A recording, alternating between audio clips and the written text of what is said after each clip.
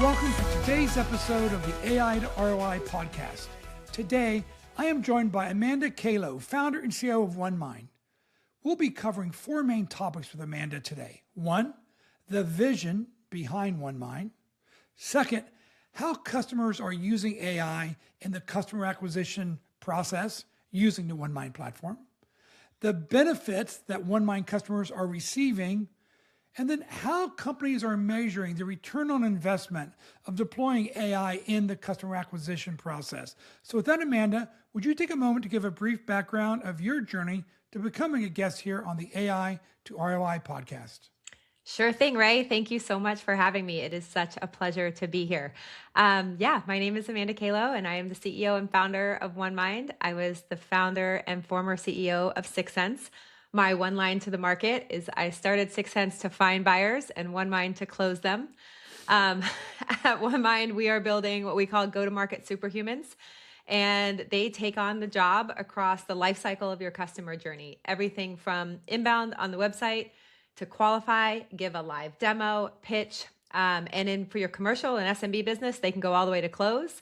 We also have superhumans that join calls and can be a sales engineer, can onboard for your PLG or your customer success motion, a cross-sell, upsell, et cetera. So super excited to be here and share how our enterprise customers are deploying and what we see in the market.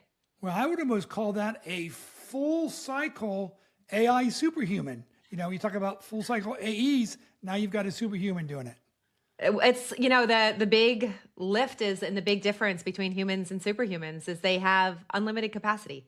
Humans can't take on 5 jobs, right? They can do one job, one role. They have time, recall, capacity limitations, and the superhumans don't, so they can keep going.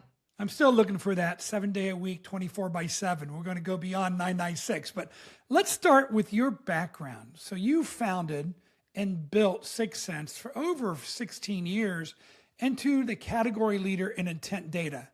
And now, I don't want to put words in your mouth, but you're essentially saying intent data as we knew it is behind us.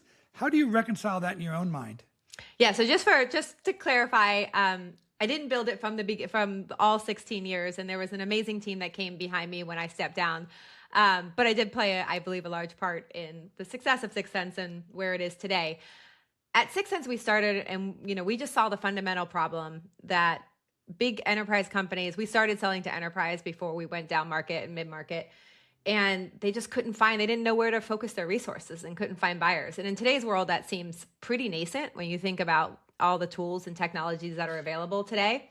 And it was on a mission to help companies prioritize and know who to call and when to call and find the buying committees, et cetera.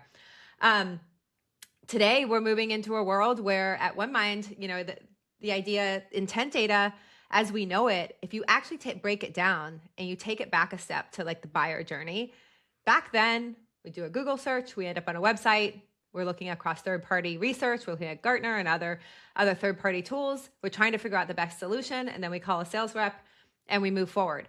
Today, the world is so fundamentally different. Buyers are no longer going to all these third-party publications. They're no longer doing the Google search anymore, as we know. And what they expect is not a linear journey. They expect a two-way conversation. So, if we think about how we are engaging with GPTs today, we're at the large language models and the foundational tools, if we're asking a question and then we're getting back rich content and information back, and it's on our terms in our way. And so that's what buyers expect. They no longer want to go to a website and dig around and look through thousands of pages to find the right answer. And it's only one way. Like you can think about all of our email campaigns and everything we do in outbound. It's blasting people with a one-way form of communication. So I think that the journey has fundamentally shifted, that buyers expect a two-way conversation. They expect solution selling. They want their needs to be heard and met with a response. And they also want trust. And so I think, we look at where AI is today. We worry that, I think the number one thing, I was actually just reading a report yesterday, people talk about the number one negative detractor from using AI is trust. But when companies and individuals realize that when you put AI on tight guardrails, that trust chasm will shift and they will start to trust AI more than a human. And I love when people ask me if you can trust the superhuman. I'm like, and if it's going to hallucinate, 'cause I'm like, do your sellers hallucinate? And do they do so knowingly, nefariously? So I think that chasm is shifting, and they're expecting a two-way form of communication. That was a long answer to your question, but it's a completely different world today, and we have to move and change and adapt based on it. Yeah, I don't want to look backwards too much, but I still remember I was involved in marketing automation at the very beginning, and our ultimate goal was personalization, one-to-one communications, but it still was very asynchronously and delayed, right? Maybe you'd give them a microsite that looked pretty good, but you're talking about real-time interactive conversations that are personalized and driven through AI, right?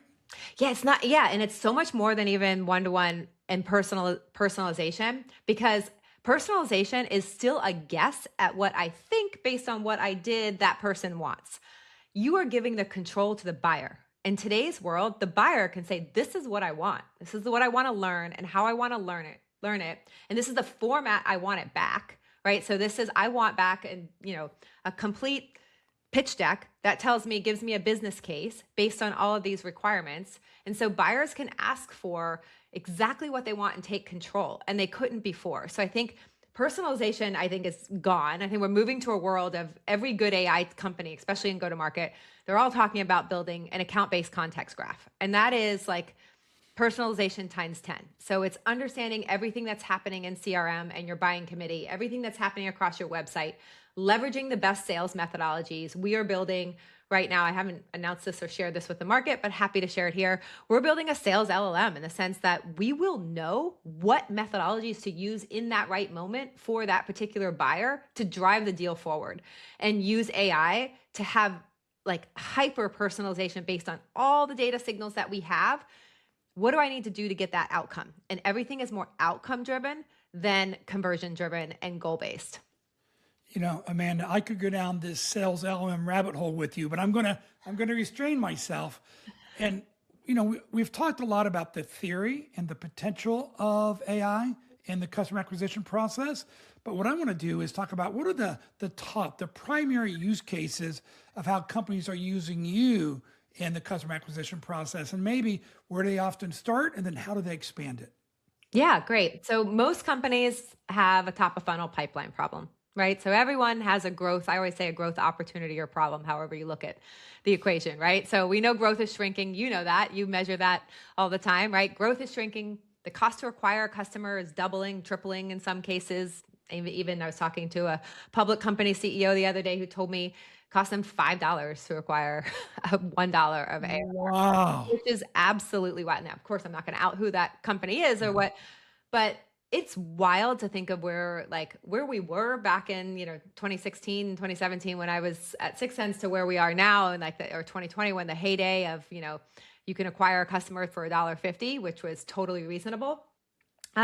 So most companies they have that pipeline problem. And so the challenge is the old way of doing things was bring somebody to your website and you have them go through a deterministic or even an AI driven chatbot, like the qualifieds of the world. It's an AI chatbot that's booking meetings, right? So what does that do? It sends you then to an SDR who's there just to qualify you. And then you get passed to an AE that can only give you the pitch. You have a technical question, and then you get passed to a sales engineer, and then God forbid you buy, and then you go to an account manager and a CSM. I mean, the process is like endless, and it just continues to go the handoff from one to another. So when we think of top of funnel, how we can address that problem, what if on your website, I could essentially put a salesperson, and a salesperson that has the depth and the knowledge of a sales engineer or a solutions engineer. So you're giving control to the buyer. You're saying, hey, I'm going to meet you where you are. I'm going to solution sell with you. I'm going to understand your pain, your needs, and then I'm going to qualify you, skip the SDR, and go to the AE. So, and they get all their technical questions answered on first touch. And what does that do? Not only drives pipeline, but more importantly, it shortens sales deal cycles. So one of the biggest things that we need to do in revenue organizations when we're thinking about our go-to-market is we need to spend less, shorten deal cycles, and increase ACV. So I had a very large publicly traded company, I can't say the name, but told us that we were able to shorten their sales cycle by 23 days and double the ACV when it went through a Superhuman versus going through their traditional, call it qualified to SDR pipeline to an AE. Amanda, can I ask that 23-day cycle reduction? That's Mhm. incredible. Do you know what type of sales cycle that was against? A 90-day sales cycle, 150-day sales cycle? It was a 60 some day sales cycle. Wow, So, so you know, almost we brought 40% it down to reduction. 60. It was in the 90s and we brought it down to 60 something. So it was almost like an in quarter, a mid-market sales cycle, but we were able to shrink it. Yeah. And it started with an inbound lead. Is that use case where it Correct. started? Correct. So this is the inbound use case. So think of this Superhuman living on the website, in some cases taking the real estate of a chatbot, but doesn't have to. It can be an embedded experience. It can be across the site. There's a lot of ways to deploy Superhumans. But they engage, they qualify, they give the pitch, they give the interactive demo, click around and actually give a demo in the moment on first touch. Like imagine that. The only other option we give people today is something like a antiquated, like the Story Lanes or the Walk Me's of the world, where nobody likes to click and go 1, 2, 3. I want like talk to me about my business. I'm a healthcare vertical. I want you to talk to me in my lingo and my language and give that demo that actually relates and to the buyer and where they are and they're in this most empathetic solution selling type of way, just like a sales engineer would. So Amanda, so how does your customer in One Mind decide when I do or do not hand off to a human, an account executive? Is it dynamic per engagement or how's that done? Yeah, they set up rules. So we have, it's a combination of a deterministic engine with the generative, right? So there are rules that say, if this is, like, for example, we want to go all the way to close. Like for somebody like a HubSpot, we help them close for their SMB commercial business. And so if it's a micro SMB or very small business, their Superhuman Fiona can go for the close. If it's enterprise, it books a meeting. So it says, okay, let's pass this off to a salesperson. And full transparency, we're not there yet to be closing enterprise deals. We will be soon. And that is what we're working towards. So I am super excited about the next like 6 to 9 months, some of the things that we're going to be building so that she can navigate the org. She can have like the conversations that you would get from an enterprise seller. But yes, as somebody's coming in, the Superhuman identifies who they're talking to, just like any other process, you know, asking what company, what are your role, what's your job function, what are your pain points? And then based on that, oh, I see you're SMB. My job is to take you all the way. Or I see you've already been in the free trial. My job is to get you to move to paid, right? So her job isn't just to book meetings. Her job is to go and take that next action based on who she's talking to that will drive revenue for the business. And the way I think about it with our customers of how far they let her go is where is there no business model to support a human interaction today? And in commercial and SMB business or PLG, you would never put a human, right? So allow the Superhuman to do that job today, where prior to a Superhuman, there was no option. The option was content, give them information, hopefully they get it, give them the demos, and hopefully they'll come back on their own, send them a bunch of spam emails. And now I can actually have a human-like conversation in the moment with my buyers. You know, I mean, I can't let go of this one because I love use cases. So that double the ACV, now that really kind of as a former revenue leader, I'm like, wow, that's pretty incredible. Can you tell me, do you know why the ACV is increasing, or do you have some hypothesis, or do you have data that says this is why? Yeah, I can only have a hypothesis right now. I don't have concrete data behind it, but we know, you know, when you're a vendor of choice sooner, the sooner we get into a deal cycle, earlier in the cycle, the larger the deal is, right? If I just won vendor of choice against one of our competitors, very, very large company. We were in early and that deal is going to be much bigger than if we had come in later and try to get it from them out from under them. Then we have to cut price and come down and we don't have the time in this sales cycle. So if you're in early and you're giving your buyers what they need, the information they need to make an informed decision sooner, the size of the prize goes up. You know, the old benchmark of, hey, if you respond to an inbound lead within 5 minutes, you double your opportunity to win it. You're like putting that on steroids. You respond in real time. In real time, right? Why are we making, and then, I mean, it's archaic to think an inbound lead comes in and we send them to a junior human. Yeah. Well, Why are we doing that? you've given me one very common use case, but I'm sure there's a land and expand strategy. So where do you typically expand to with your customers? Yeah, so the land is on the inbound. The most natural next expansion is one of the products I am most bullish on, and it's our what we call it our ride along Superhuman. And so it joins a call as a sales engineer on every single call with sellers. So for example, we can't put. Let me just talk about the pain here. In an enterprise sales motion, you put your sales engineer or solutions engineer on the third or fourth call. You have to earn the right to ask for that $400,000 resource to join the call. What if you could have that resource on first call? What if you do still have SDRs or commercial sellers, what if they get a sales engineer on every single call? Again, this goes back to there is no business model today to put that resource because it costs too much on every call. We're there on every single call. The salesperson, the human, still has control. Think of it like a puppet master. You call on it just like you would call on your sales engineer. If the human seller were on the call, they're like, hey, Johnny, will you take that one? When a hard question comes in. You do the same thing with your superhuman.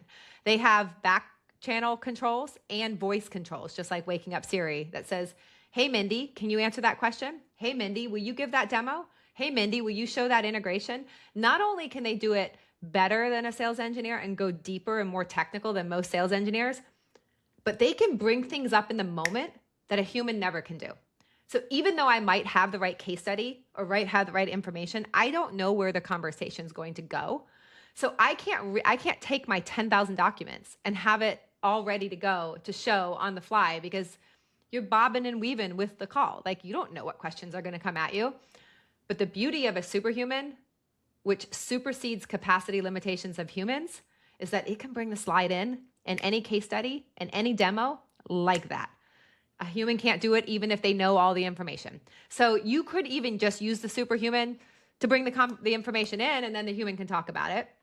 And the last piece of that, this use case that's super exciting is you use the superhuman to ask the questions that your humans aren't. So in a deal, you're like, you're not asking for budget. You're not asking for if you're the champion or you're not asking those hard, questions. You can call on your superhuman to do the hard work. Hey, what did I miss? Hey, Mindy, what did I miss here? She jumps in. I didn't hear. Are you the decision maker? Is there anybody else we need in this deal? I didn't hear there was actually a pain point. Can we go a little bit deeper to uncover that pain? So you train her to pull out and tease out the questions that we need, the med-picked questions or whatever they might be, so that you can move the deal forward. It's magical. Half of the people who listen to the podcast aren't go-to-market. They're CFOs and CEOs in a lot of enterprise companies. Mm-hmm. So is this superhuman a human-looking avatar? Is it voice? Just let them know how it's represented. Oh, great question. Yes, most of our superhumans do have a face. However, it's face and voice, and it's sharing slides, giving a demo, basically pulling up a virtual machine and being able to click around like a human, seeing the screen, etc. So it's doing the thing a human does. But you don't have to have face. I am not, just very clear to the market, we're not a face company. We do use faces on top of our technology. We are really about building this context graph, the account-based context graph that can do the thing. I'm more about taking the action and having the intelligence. However, a face does sometimes, in some cases, not every, drive more engagement at top of funnel. So it gets people to click on it. So the face is helpful. We have companies that just, use a waveform like New Relic. They don't want to use a face.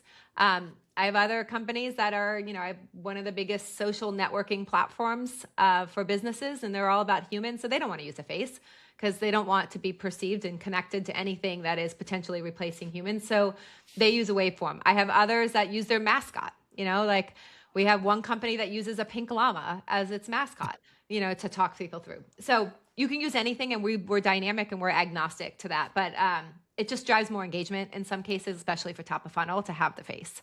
Okay. Two other questions. God, our time goes so fast. So the first one is, and I even hate to give this report any airtime, but there was a report that came out about 3 months ago that said 95% of AI proof of concepts and pilots aren't converting and delivering real ROI. So my first question to you is, how are your customers, especially those enterprise customers, evaluating the OneMind platform to determine, do I invest in it? And then the second part of that is, do they start with the proof of concept, or do they start with, let's go and let's put it in production? Yeah, we have 65 live Superhumans right now. Actually, more than that, 65 customers and probably 70 or 80 live Superhumans. So we're not in a pilot mode. We are full enterprise deployments, year-long contracts. We don't do any pilots. Um, and that's to your second part of your question. The first part of the question of how do they measure? So right away, like we are measuring towards revenue. I am not trying to measure to top of funnel pipeline. Some customers do, but I want to measure to the bottom of the funnel because if the Superhuman is having a highly engaging conversation, the result should be a shortened deal cycle, like I said before, the higher ACV and more revenue as a result. You may not get as many meetings booked, but we can deliver back to the influence of revenue. Now, some companies, and there's a maturity curve of where people are, and that's scary. Like as a marketer, you might be like, whoa, I don't want my pipeline to go down. Great. Then we'll just drive to pipeline. If you want us just to drive to top of funnel book meetings, we can set the Superhuman to do that. You can turn the dials to be as aggressive or like as lenient as you want to allow the user to have control. So if you just want to book meetings and you want to go through your traditional flow, we can do that as well. So not to say that that's the goal to not drive top of funnel, but really it's about revenue. And that's what CFOs and CEOs care about. I want to cut costs on human. I want to drive revenue. I want to cut deal cycles and increase ACV. And that's scary for marketers sometimes because the way that we've done it through MQLs is going to have to shift and there's going to have to be a new framework. But I think those that are doing that and that we're seeing across all of our customers and are measuring to the bottom of the funnel are wildly happy because that's the numbers that boards care about. The board doesn't care about your pipeline numbers. The board cares about revenue. And the board cares about cross upsell and how are you affecting existing customers. Imagine a Superhuman. We have one customer who's using their Superhumans to go in and talk to all existing customers and share the new features and functions and everything that they have available for upsells. Like, we don't have enough resources. We're moving so in this world where you can build so freaking fast. One of the biggest challenges, and we even have this challenges inside of our company, is telling everyone what we're building. Like the handoff between product and customer success and the life cycle and keeping our customers up to date on everything that they have available to them is really tough. So humans can't keep up with the pace of innovation today. So a Superhuman can jump in and help share what's new with your product and drive those upsells and cross sells across your business in a very strategic fashion. You know, you're right about CEOs and CFOs. They care about what hits the income statement, and that's my revenue growth, my revenue per employee, my new revenue per employee, et cetera. Totally agree. But then, your middle management, maybe your CRO, CMO, some of those leading indicators are just important. Are you also helping impact that win rate? Because that's one leading indicator almost every head of sales is looking at. Interesting. Yeah. We haven't been measuring that as closely with our customers. And it's not to say we are or aren't. We're looking at the deal cycles and the size of the prize at the end of the day. But that is something that's a great idea. We should be looking at win rates as well. If they go through Superhumans, just imagine a Superhuman is simple. It's an always on sales engineer, sales rep that's available at any time for your customers to ask the one question or go as deep as they want. When we sold to the CRO of Alteryx, Stephen Birdsall, which I don't think would mind, I would share this. When he learned of us, he went and talked to our Superhuman Mindy on the weekend for 90 minutes. I got onto my sales call and he sold me. He was like, here are all the ways I want to use this because he had spent so much time. Our sales cycle, we got to, vendor of choice and a yes very fast with that company. And it's because he went through and was able to ask all of his questions, deep technical questions, business solutioning questions, et cetera. And then I was just there basically to close the deal. Wow. Hey, last question. I'm going to go backwards. We hit the ROI. But the last question is, every company has its own sales process, its own voice. The onboarding process for your customers, how much time does it take to get your Superhuman kind of trained on not only the actual content, but almost their ethos? Yeah, I'll be transparent. I'm an open book. It used to take us 4 months to get a Superhuman live. It was atrocious. And it was a lot of, as you would say earlier, forward deployed engineers and resources to do so. We have invested over the last 18 months heavily in what we call our self-serve platform to compress that cycle. We had a Superhuman that we got live within 4 days recently for a customer, and on average, it's about 4 weeks now. And so most of that time, though, is QA and testing. So we can get, as soon as we have the content and the flows that you want, and it's a very simple process to do that now, we have automated that entire pipeline, which I am so wicked proud of our engineering team, because it was no simple task. Because what you're doing with a Superhuman, if you think about the nuances of a conversation, is quite complex. So we're down to a few weeks. And that is just going to be a massive unlock. And also for us to be able to come to market with simpler products, flywheel products. Like, for example, if you just want a chatbot, you can basically have it. If you want just that simple booking meeting chatbot, great. Like, that is something like eventually very soon we'll be giving away. Because if you like, let's start on this maturity curve, do what all the other vendors are doing today. And then when you want to move to like an actual seller, then we look at like what it looks like, to move into a full onboarding with a OneMind Superhuman. Yeah. And, context is so important, as you mentioned earlier. And to me, the context isn't just, it takes, 2 to 4 weeks to get onboarded for the OneMind Superhuman. If you're a company and you have to bring on 12 inbound SDRs every year, or 5, you're talking about, let's say it's 10, let's make it easy, 10 times the 6 to 8 weeks it takes to get them up to minimum competency. Look at how much time you're saving them. And then they quit, they get sick, they go to it, and then once they're good, they get either promoted or they're gone, right? So especially that junior role does not sit in the seat if they're good. If they're good, they're going to get promoted, or they're going off to your competitor or somewhere else. Once you train a Superhuman, you're done. You did, like, as long as you keep paying license fee, like, she will stay on and just get better and better. And right. So, and then there's like continual learning that happens where she learns what actually is working. So she just gets smarter and smarter, and you add additional goals and say, oh, now I want her to be able to upsell. Now I want her to be able to sell these features. Like, we just signed a really big deal with Sales Loft Clary, where we're taking over their Drift book of business. And within a matter of like a week, we spun up a Superhuman to talk to every single Sales Loft Clary customer and say, this is what it's going to look like. This is what we're going to do contractually for you. This is what the integration is going to look like. We're going to make it easy for you. So anyone can go in and have a conversation with, we call him Dobie, is our Superhuman, because of the song Dobie Gray, if you know the song Drift Away. So when I was driving up to my house in Napa one, I was like, that song came on and I was like, this is perfect. But anyway, we built a Superhuman named Dobie that can engage and have these conversations. And it was a very specific, nuanced use case for our business that, I don't think every day I'm going to be, able to take on a sunsetting product of like Drift. And in a matter of like days, we were able to speak to thousands of customers and give them the messaging we needed to make them feel comfortable and confident that nothing's going to go away. We're going to take care of them commercially and, feature parity across the two companies, and how we're going to support the transition. Very cool.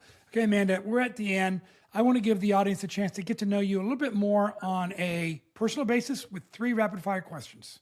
Sure. Number 1, what do you think the key is when you're talking to a CEO out there or CFO to ensuring you get ROI from AI investments? What does the customer need to be prepared to do? I think you need to be prepared.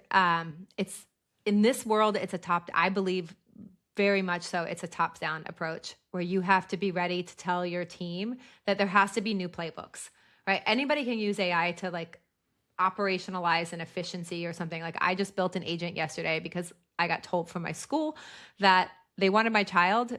They didn't want me because they thought I wasn't going to be as participatory as other parents because I was missing emails come in. So I built an agent for myself that comes in and watches my school emails so that I make sure I get accepted to the school. Those agents, like in daily workflows, anybody can build. But the things that are going to move, the big rocks that are going to move the needle for your company, are going to take new playbooks. And this has to be a top-down initiative. And you have to tell like your team, this is not about like point solutions making today's world better. This is a new way, and that's going to be difficult. It's interesting, Amanda. We've done 3 state of AI adoptions in sales and marketing and in finance. And the number 1 person who drove the AI adoption mandate wasn't the functional executive, it was the CEO, like 60 to 70% of the time. You're exactly dead on. Okay, second question. Who actually do you think is responsible for measuring and presenting the ROI of their AI investments? Is that the CFO's job or is that functional leader's job? I think it's a functional leader's job, depending on where it's coming in. And I think, but sometimes, like what we're saying to our buyers is that it's cross-functional. So what used to be marketing, sales, customer success, like we have CRO should be all three of those. And in a lot of cases, it's just the sale. They just own sales. But I think we're moving to a world where those three collapse and eventually collapses into product, especially if you have a PLG product. And so it's the person who owns the entire life cycle. And so that's where the buck stops. And that's where measurement has to stop. Okay. And last question, especially being the birther of Superhumans, there's a lot of early career people out there wondering, how do they enter corporate America with all these superhumans as my competition? What advice do you give to those early career professionals to really not only survive but thrive in this AI era? Well, one, just you have to be using it, and and it's obvious, right? Every day, figuring out how you can automate your life and using it in your daily cycles. But I think what's really exciting is, well, let me say two things. One, I absolutely think jobs will be taken and will be gone in particular categories that we are going through a change. But in the same breath, will say that there are more jobs that are going to be created as a result of AI. And so just being the one who can build these agents and understand the latest models and how to do it, that is where the gold is right now. 100%. Yeah, I love it. Learn how to build these superhumans and the agents that automate processes. Amanda Kahlow, founder and CEO of Mind. I cannot thank you enough for being my guest here on the AI to ROI podcast. Thank you so much for having me. It was such a pleasure. You're so wonderful. And for people who want to follow you and learn more, how can they do that, Amanda? Amanda Kahlow, the LinkedIn, Amanda Kahlow, Kahlow. Okay, perfect. And to our listening audience, if you're enjoying the insights and quality of the guests we have here on AI to ROI like Amanda, it would mean the world to us to go ahead and subscribe to the AI to ROI podcast on your favorite podcasting app. Go ahead and give us that 5-star ranking. And hey, reach out to me at Ray Reich on LinkedIn and let me know who else you'd like to hear from. Thanks, Amanda. Thank you, Ray.